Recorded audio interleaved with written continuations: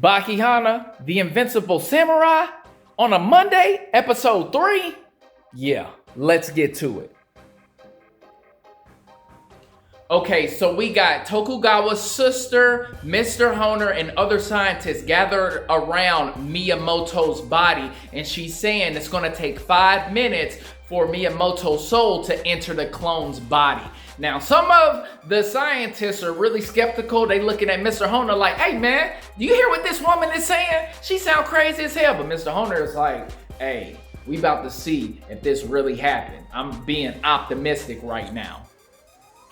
Yo, this scientist is on one. He's like, look, we are supposed to be believers in science, not this other spirits, witchcraft stuff that Tokugawa's sister is spewing out. Either we focus on the science, which is what we're supposed to do as scientists, or cut me from the project.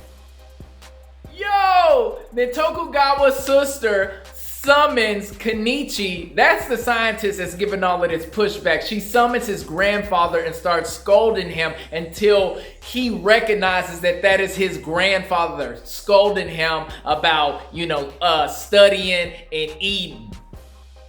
Now, Kenichi is over here still not believing that she summoned his grandfather. Then she brings up Kenichi's athlete's foot because Kenichi thinks, oh, you just studied me. No, she's getting in detail about this man's life. Boy, now Kenichi sees his grandfather inside of Tokugawa's sister and he changed his tune. Now he's going along with the program.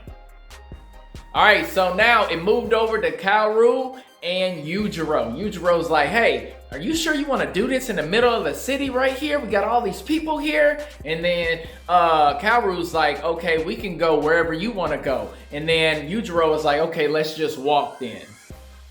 Now, after Yujiro and his son Baki ended up fighting, he ends up getting a whole bunch of notoriety. People are recognizing him, so he's putting on these glasses. So he's trying to be low-key because he's not used to getting all of this exposure. Now, Kaoru tells him that he's been bored lately. So they just having a nice, friendly, cordial conversation right now before they get to it. Now, Yujiro is like, you brought me out here because you're bored? And then he flicks off his glasses. And right before they about to get into it, somebody comes up to Yujiro, this little kid, and asks for him to sign an autograph for him. Full video is on the channel as we speak. Let's get back to it. Yo, Yujiro sticks his finger inside of the paper or canvas, whatever the kid asks him to sign. And he's like, dog, you see we in the middle of something? Get up out of here. And the kid bows to him. He's like, okay, yes, sir. And then he takes off. So they about to get to it. And Yujiro says, hey, how about you throw the first punch? And Kaoru, he gets ready to. He gets into a stance. We about to see what happens.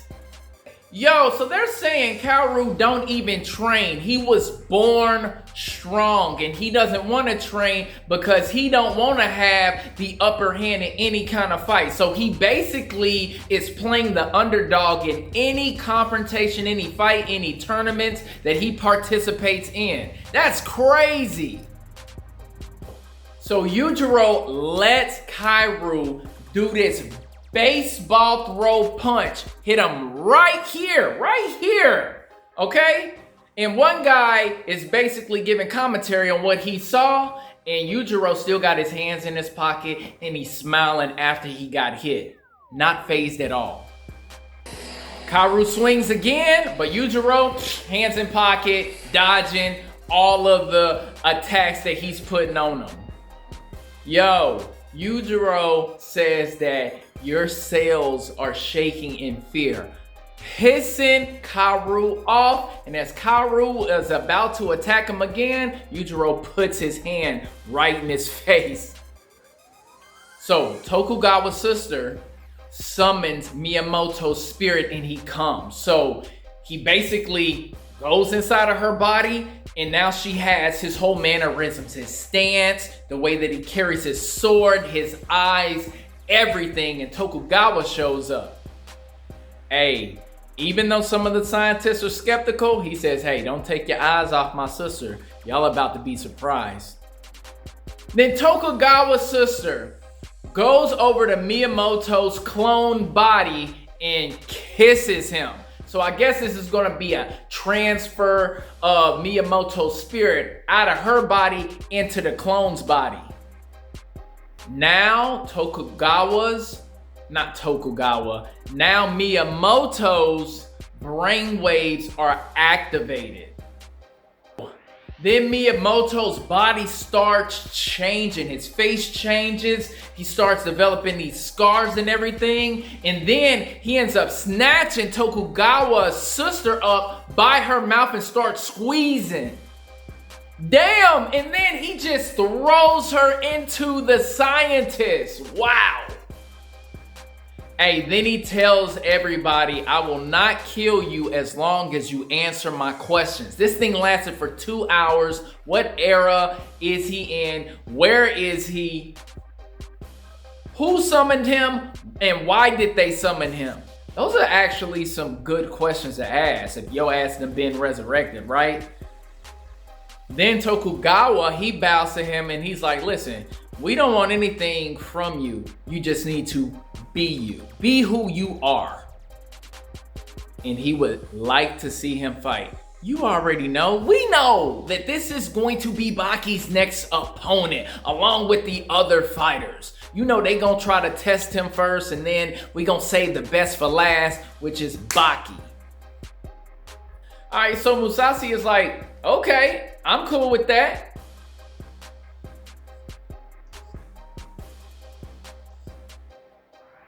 But I need some clothes. So of course Tokugawa already had him fitted, ready to go. So he gives him his clothes for him to put on. So Miyamoto, he's like, okay, let me go ahead and get dressed real quick. He got fresh and now he's like, okay, who do you want me to fight?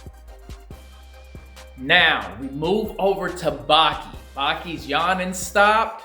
He's still hearing that heartbeat. We already know it's Miyamoto. He's doing his training. He's doing handstands on his thumbs and everything. So he feels that an altercation is coming in the near future. He's ready for it too. Shoot, I'm ready for it.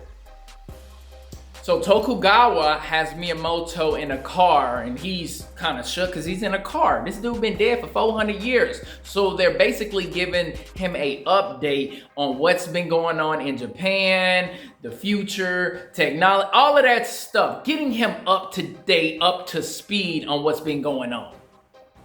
So they get out the car and start walking around and he's just mesmerized by the asphalt on the ground, the buildings around him. I mean, could you imagine being dead for 400 years and you wake up and you're in the future? You don't know what anything looks like. You are like, what is this? What is that? Why am I in this contraption and it's going fast? Case in point, a car. So I feel him because I would probably be reacting the same way.